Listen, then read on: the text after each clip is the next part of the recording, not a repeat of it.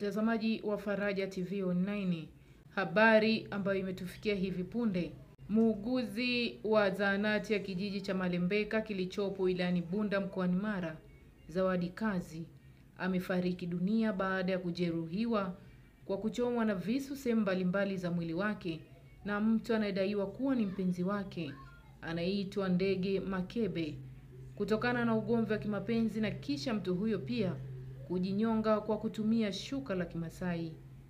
Baada ya kufanya tukio hilo, mtuhumiwa huyo alikimbia, kisha mwili wake kukutwa ukiwa umening'inia kwenye mti akiwa amefariki dunia baada ya kujinyonga.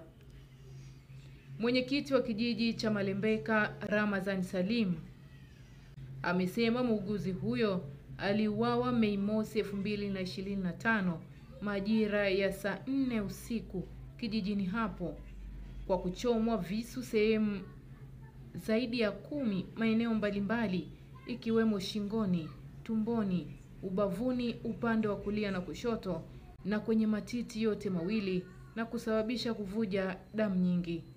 Kamanda wa polisi mkoa wa Mara, Pius Lutumo, amethibitisha kutokea kwa tukio hilo.